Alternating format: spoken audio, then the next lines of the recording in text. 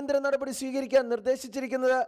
പാക്കറ്റിലാക്കി വിൽക്കുന്ന ബ്രെഡിന്റെ തൂക്കം ഉൾപ്പെടെ ഉറപ്പുവരുത്തണമെന്നും കേന്ദ്ര ഭക്ഷ്യ സിവിൽ സപ്ലൈസ് മന്ത്രാലയം സംസ്ഥാനങ്ങളോട് നിർദ്ദേശിച്ചു. റിപ്പോർട്ടർ, ദില്ലി.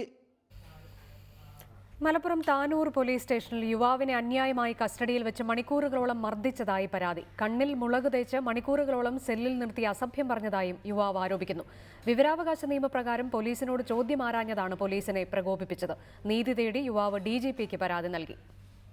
ഇക്കഴിഞ്ഞ 23-ന് രാത്രി 8 മണിയോടെയാണ് വഴിയോര മത്സ്യക്കച്ചവടക്കാരനായ ഷിഹാബിനെ താനൂർ SIയുടെ നേതൃത്വത്തിലുള്ള സംഘം അന്യായമായി കസ്റ്റഡിയിലെടുക്കുന്നത്. വഴിയോര കച്ചവടക്കാരെ ഒഴിപ്പിക്കുന്നതുമായി ബന്ധപ്പെട്ട ഷിഹാബ് താനൂർ പോലീസിനോട് വിവരാവകാശ നിയമപ്രകാരം ചോദ്യങ്ങൾ ആരാഞ്ഞിരുന്നു. സ്റ്റേഷനിലെത്തിയ ഷിഹാബിനെ മണിക്കൂറുകളോളം CIയുടെ നേതൃത്വത്തിലുള്ള സംഘം ക്രൂരമായി മർദ്ദിച്ചു.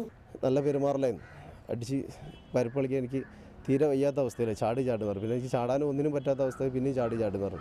കൈയെല്ലാം ബാക്കിൽ കെട്ടിയിട്ട് രണ്ടുപേരും മുളകെല്ലാം തേച്ചിട്ട് പിന്നെ നല്ല അലക്കലെന്ന് അലക്കിയിട്ട് ഒരു പൊടി വയ്യാത്ത അവസ്ഥയിലാണായിരുന്നത്. മജിസ്ട്രേറ്റിന് മുന്നിലും വൈദ്യപരിശോധനയ്ക്കും ഹാജരാക്കിയപ്പോൾ മർദ്ദന വിവരം പുറത്തു പറഞ്ഞാൽ പുറം ലോകം കാണില്ലെന്ന് ഭീഷണിപ്പെടുത്തിയതായും യുവാവ് പറയുന്നു. കഞ്ചാവ് കൈവശം വെച്ചുവെന്ന പേര് പറഞ്ഞ റിമാൻഡ് ചെയ്ത ഷിഹാബ് ഇന്നലെയാണ് പുറത്തിറങ്ങിയത്.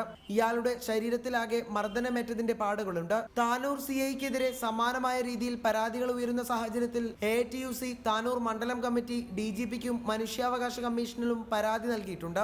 നിഖിൽ പ്രമേഷ്, റിപ്പോർട്ടർ, മലപ്പുറം. പത്മനാഭസ്വാമി ക്ഷേത്രത്തിലെ ചുരിദാർ പ്രവേശനത്തിന് രാജകുടുംബത്തിൽ നിന്ന് പിന്തുണ. രാജകുടുംബാംഗമായ ലക്ഷ്മിഭായ് തമ്പുരാട്ടി തന്നെ പിന്തുണ അറിയിച്ചതായി എക്സിക്യൂട്ടീവ് ഓഫീസർ